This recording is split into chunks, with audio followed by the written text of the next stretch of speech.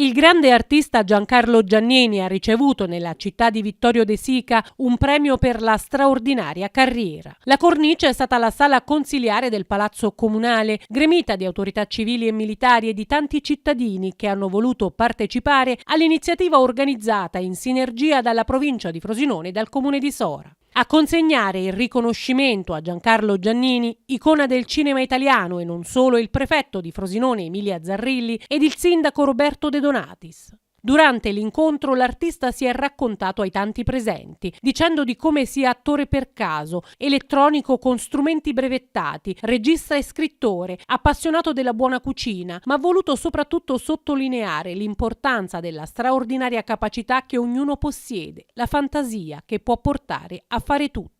L'attore, tra i più apprezzati al mondo nella sua straordinaria umanità, ha ringraziato la città per l'accoglienza. Ho avuto la fortuna di fare un film qui, di visitare questa cittadina bellissima, di mangiare anche molto bene, stasera vediamo che succede, e quindi sono qui anche un po' imbarazzato perché insomma si fanno sempre applausi, insomma in fondo non è che faccio chissà che cosa, cerco di fare bene il mio mestiere, tutto lì.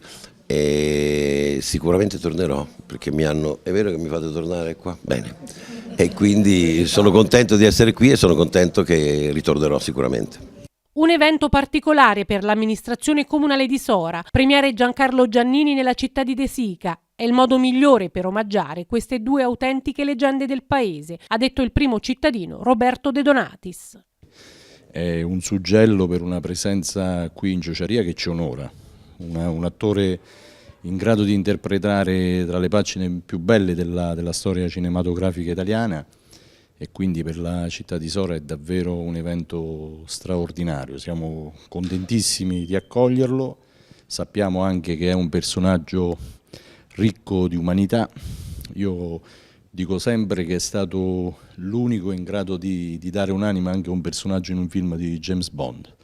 Infatti ho visto proprio un'interpretazione straordinaria in film che di solito sono un po' come dei format, quindi è stato in grado proprio di dare un'anima anche a un personaggio di una produzione cinematografica di quel tipo. Siamo felicissimi, sicuramente il sorriso della platea sarà grande. L'incontro con Giancarlo Giannini rientra nell'edizione invernale di Ciociaria, Saperi, Sapori e Suoni, voluta dal presidente del Consiglio provinciale Luigi Vacana.